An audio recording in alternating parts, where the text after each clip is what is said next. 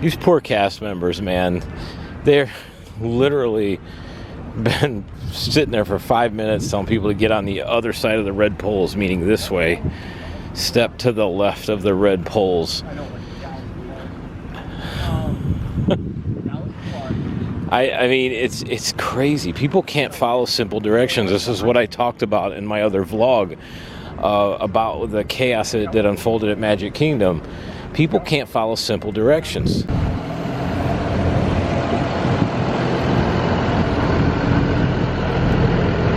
Good evening, everybody. Welcome back to the channel. I am here at Walt Disney World's Hollywood Studios, the park with the greatest identity crisis ever. This park doesn't know what it wants to be. It's kind of a little bit of everything.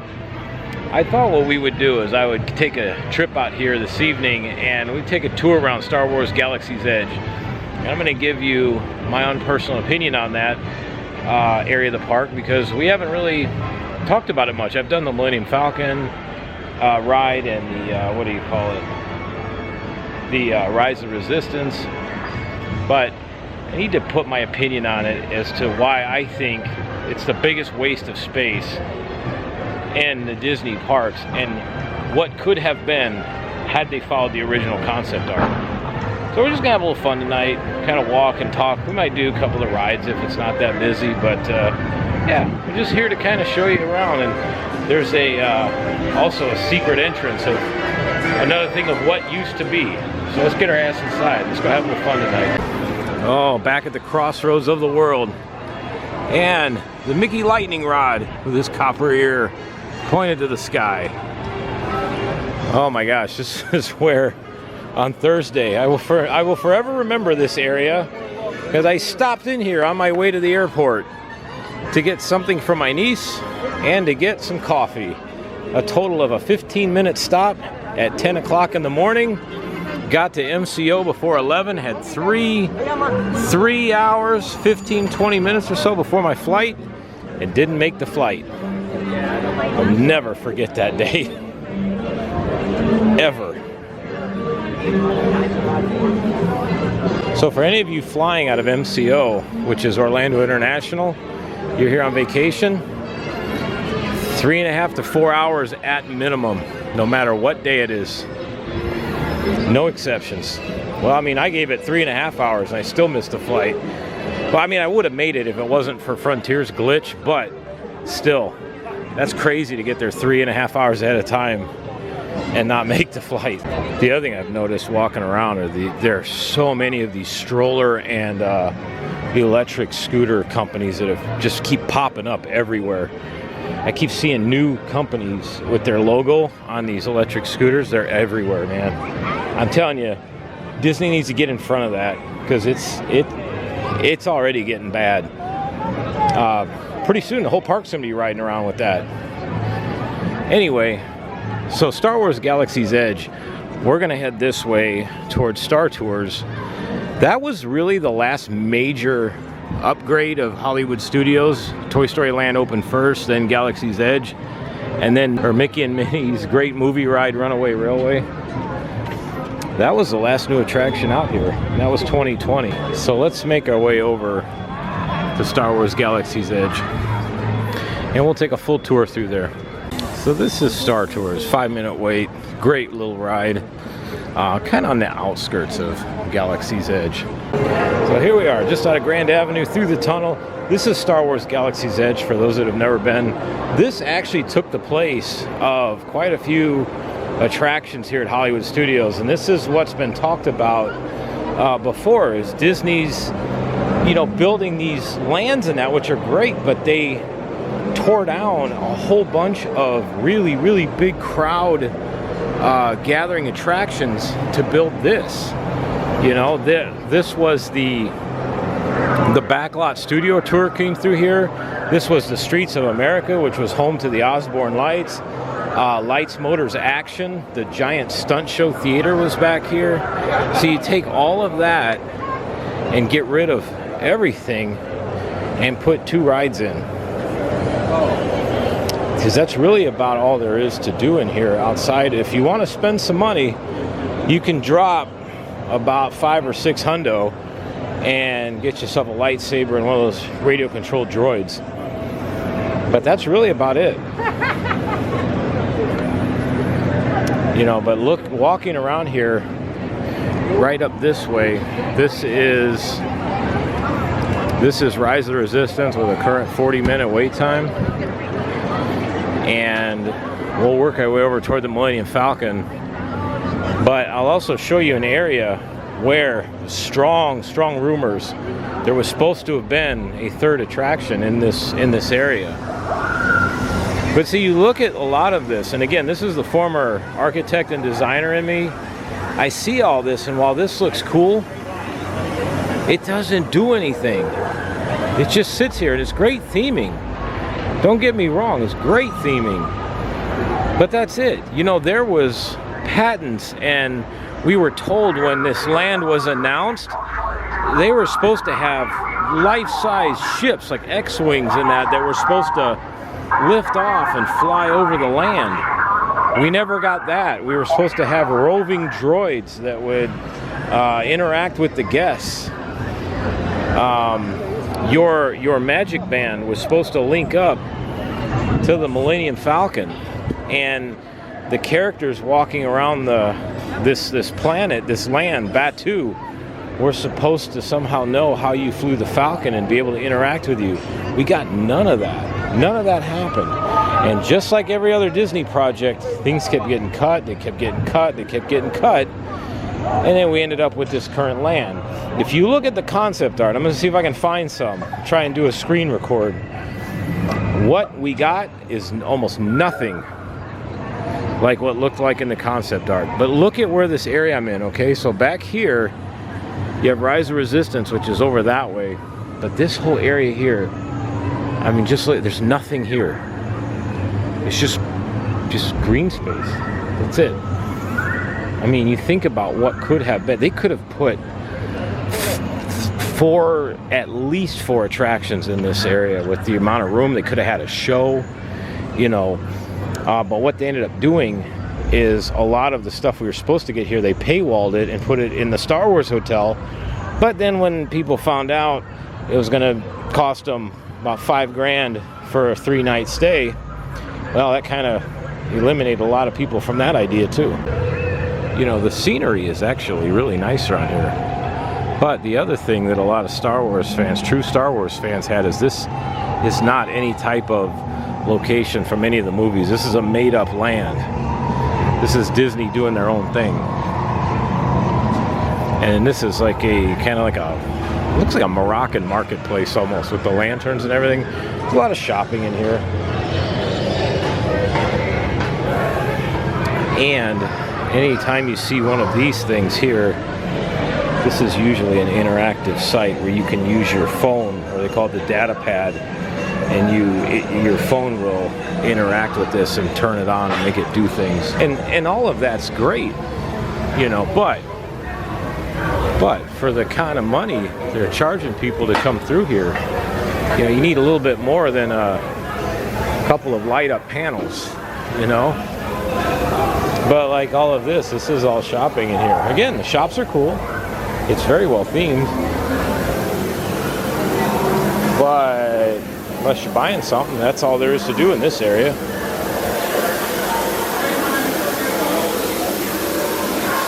And then straight ahead, this is Ronto Roasters. Very good place. And this is kind of neat here with the guy cooking whatever it is over the pod racing engine. But if you think about it, what could have been, you know? You know, there were rumors of a pod racing ride. You know, that would have been neat. Imagine that, like a wing-style roller coaster with a pod racing theme. Yeah. Then down here, this is where you can drop about $300 bucks, build your own lightsaber.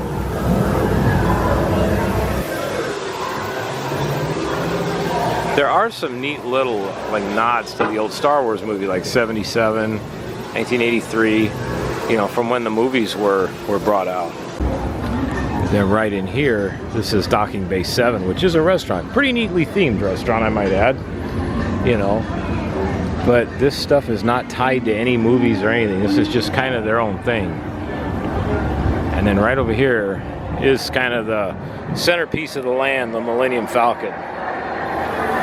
Let me see if I can find some of the old concept art here.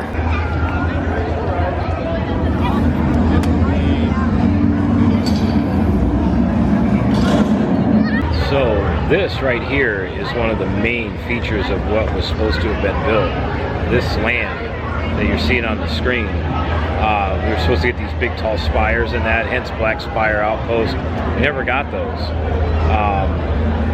You know, some of it looks kind of similar, but the biggest one I want to go back to here, it's got Bob Cheapskate in it. Where was this? There it is. This one right here, it's the Bantha ride. You can see on the photo here how it's got a, looks like an area where you could ride on top of these, and it was supposed to have been a ride. It was to go along the top of Galaxy's Edge, kind of like a people mover type ride where you would get a look down into Galaxy's Edge. I mean, this would have been incredible. And you can see from this concept art here, that actually looks pretty cool. But again, nothing like what we got. You can see this area right here. We're gonna walk over there. This, I believe, is where the Bantha ride was supposed to go to.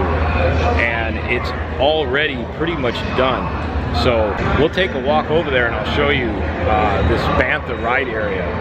It's pretty much done from what people say. A few people have done research projects on this Bantha ride, and yeah, it's almost done. It really is. Everything is in place. But like everything else, Disney budget cut it out. It's just stupid, because this land really needs a third attraction, and you could even add a fourth. You can see all the open space. But beyond this attraction, beyond Millennium Falcon, wink wink, there's tons of wasted space that way as well. We'll show you that. And where I think they could have even put possibly five attractions in here. You know, maybe 3 big E-types and then 2 kind of lower level attractions. Yeah, what could have been, you know? Yeah, let's have a little fun here. All right, I'll be an engineer. That's my jam anyway. It's always funny to watch everybody else fly this thing and just completely destroy the ship. Oh, the yellow light is on. What's interesting is sometimes both of these are on, sometimes just that one's on, other times just that one's on. I don't know if there's a method to the madness or it's just random. But there are 2 ways up the single rider platform, right and left. Nobody's here. Nobody's here. Heck yeah. Alright, good. More friends now. Let me blow around on the board. Press those flashing buttons. You guys have a great flight.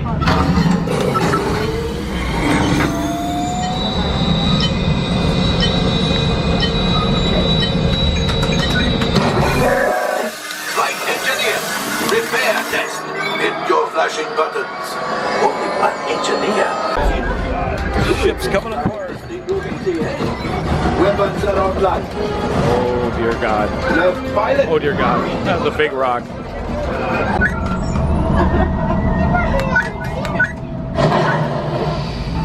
Brilliant freighter that needs immediate transport back to the That was terrible. This thing is practically scrap metal. Yeah. That was horrible. I normally don't say that, but all right. I didn't film a lot of that. It was a disastrous ride. The problem with this ride is it's interactive. You have to participate. You have to participate. And we didn't even get seated down, and the 2 kids start fighting. Like, they didn't want to fly, then they wanted to fly, then they didn't want to fly, then they want to fly, on and on and on. And so the parents just gave in. So, oh, sit up front. Well, then about a quarter of the way through it, we barely got started, they decided they didn't want to fly anymore. So they just let go. They didn't even use the control sticks. They just let go of everything. So that we literally ran into everything. It was awful. Yeah, that was one of the worst flights on that I think I've ever had. All right, back to live action. So this is the area here of Smugglers Run. So now we're kind of in the middle here. So from this area onward, which is the direction I'm walking in, other than Oga's Cantina, which is on my left here, that's it. There's nothing else out here other than bathrooms.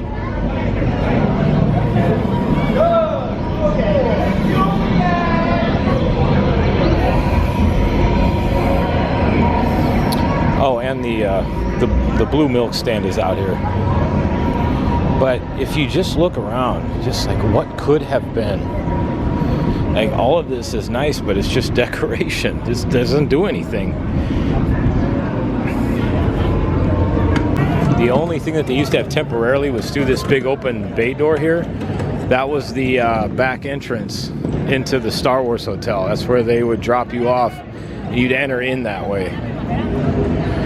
But they used to do shows here. There were supposed to be these big elaborate shows. I think this gets done maybe like once or twice a day at most. But yeah, this is it. This is all that there is back here. So again, just take a look.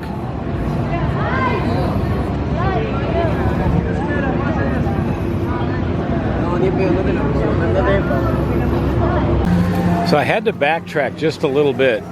The Millennium Falcon ride is straight over there. So just turn around a little bit, right by the Moroccan market and Ronto Roasters. This is the area I was referring to. And if you look closely, everything is set up for an attraction. The railings, what looks to be like queuing, and even the ride building, which my guess would be, if this were to have happened, this possibly could have been the main entrance right here. But there were some people that did the Google Earth layout, and you can see where there's a plot of land set aside for this. And like I said, it was supposed to be an attraction that took you all throughout Galaxy's Edge.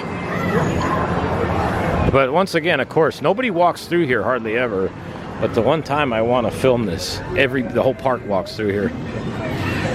But you can see the elevated platforms up here.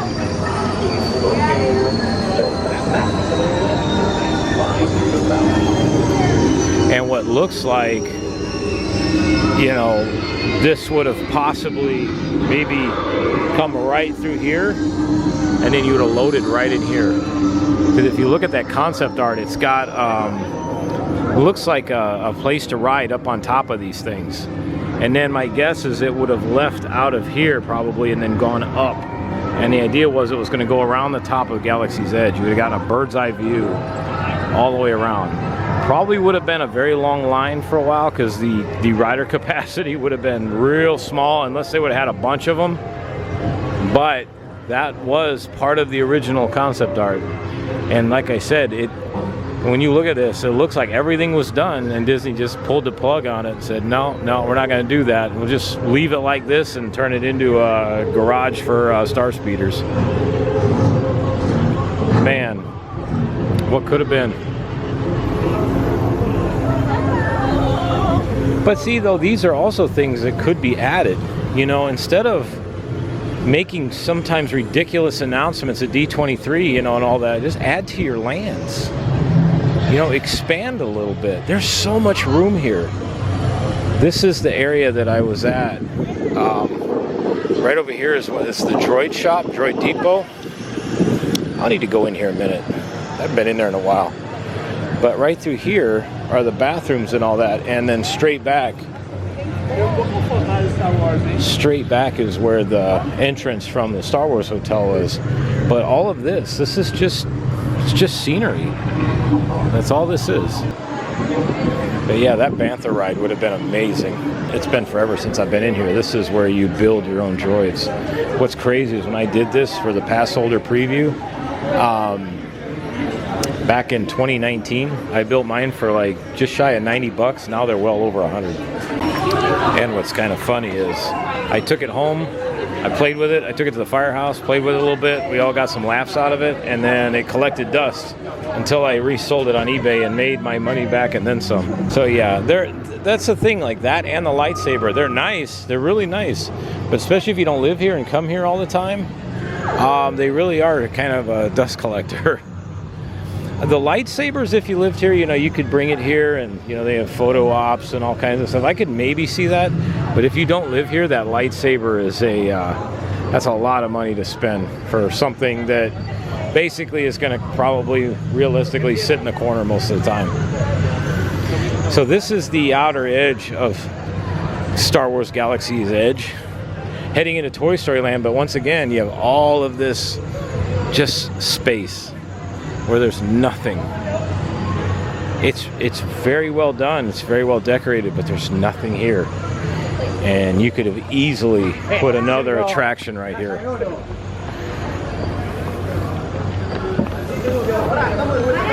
Run Disney isn't till the marathon's not till January. I wonder if they know that. And that's it for Star Wars Galaxy's Edge. And then you walk out here into Toy Story. And like I said, on the other side, walking back this way, you exit out the other side onto Grand Avenue, right by Star Tours and the Muppets Land. So that's it. So what do you all think? What do you all think of Galaxy's Edge, for those of you that have been here? And for those of you that haven't been here, what do you think about it, just seeing what I showed you? You think it's good? Think it could have been way better? Let me know in the comments. I'm very curious to what people think, because I tell you, I was very excited when they told everybody the news that we were getting a Star Wars land along with Disneyland. People got so excited. And then as they started to build this thing, and then more and more information started coming available, like, oh, this is getting cut out, that's getting cut out, this is not gonna, they're not gonna do this, not gonna do that, you know. And then it was like, well, crap, what are we gonna end up getting? And I remember when we went for the annual pass holder preview, you know, walking through there, it was cool to see a new land, but then it was like, holy crap, that took almost 3 years. That's it? That's all we got? You know, it just seems like there could have been so much more. And had, I still say this with a lot of passion, had they listened to people, kind of like Universal did with Harry Potter, had they listened to people and not, Disney not gone off on their own tangent somewhere to create some off-the-wall theme, had they created it after the first trilogy, it would have been far more successful. There's a drawing somebody did of what their interpretation of Star Wars Land was, and it had the Death Star in the center, kind of like the Epcot ball, Spaceship Earth, and then the lands were built around it. It was fantastically done, you know, but it just goes to show you what they could have done, you know. I think, honestly, so far as the major lands, that was probably one of the greatest disappointments when that opened, because before Rise of the Resistance opened, hardly anybody went in there. Nobody went to it. They're just like, yeah, okay, Star Wars Land, whatever. Or Galaxy's Edge, I should say. But, you know, I remember when they first announced that, everybody kept saying, oh my gosh, the traffic's going to be backed up all the way to I-4, people waiting to get into this thing. And we all thought that that was going to happen, because we all thought there's no way Disney's going to mess this up. You know, they're going to base this off of first trilogy. It's going to be unbelievably good. And no, that didn't happen. So yeah, it opened up with a thud. And honestly, had it not been for Rise of the Resistance, it would have been a big flop. It really would have been. It wasn't the success that they wanted it to be or thought it was going to be. So I just wish they would listen. I wish they would do what Epic Universe or Universal's doing. Listen to your guests, listen to your fans, listen to your people. They know what they want. You know, don't say, okay, we're going to give you Star Wars, but we're going to create our own. I mean, that's so stupid.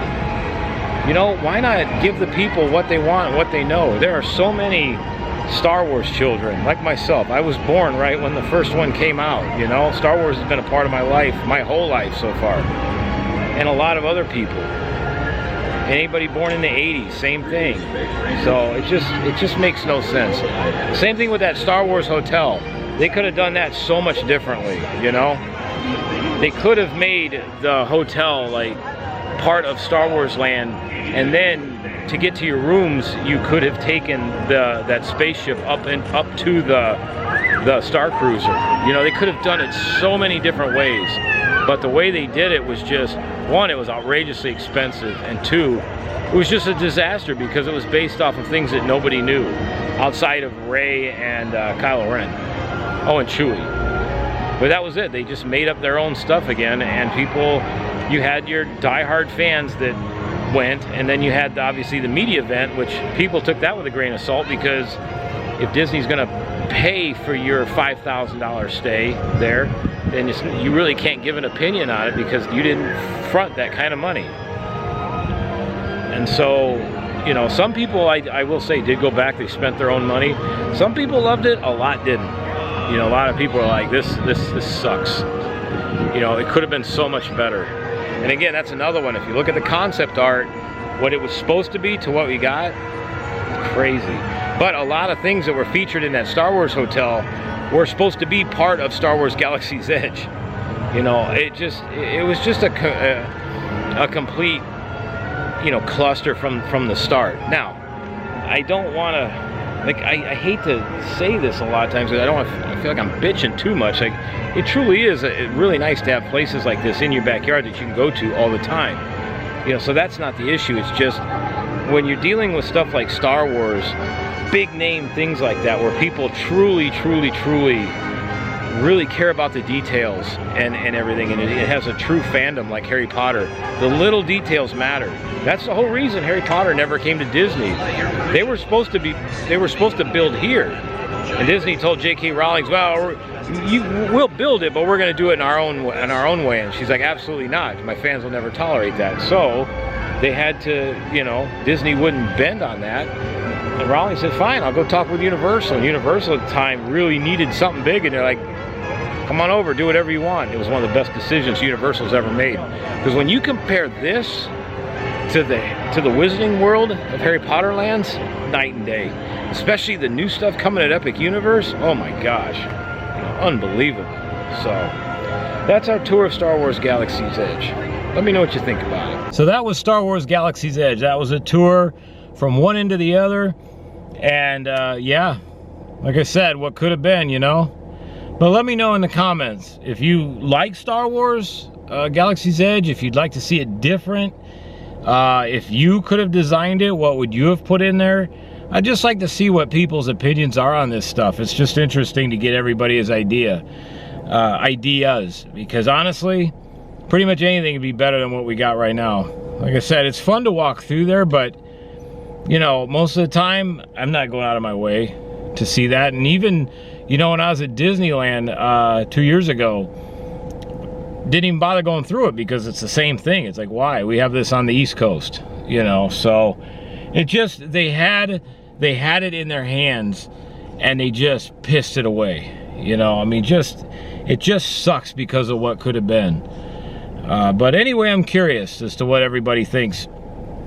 Also, I am looking forward though to the new Millennium Falcon program. They're gonna put a new ride in, well, not a new ride, but a new ride program where it's gonna be a whole new mission.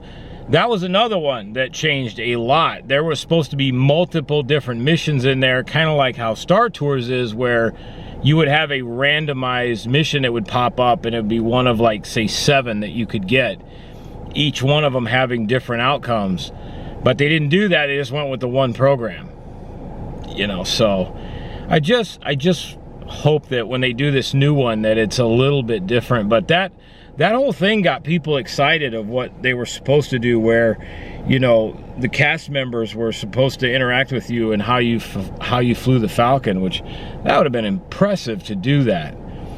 So, but yeah, all these things that never happened, especially that Bantha ride, that would have been incredible. Or even some kind of people mover type ride along the top. Just to imagine riding around up there looking down, kind of like the Yoshi ride at Super Nintendo World. It'd have been brilliant. So, but anyway, this is what we got. So let me know in the comments what you think of it, what you do differently, or if you keep it the same. All right, everybody, I'll see you tomorrow. Got some more stuff planned. So it's been the truth, it's been actual, and I hope for everybody watching it was mighty satisfactual. See ya.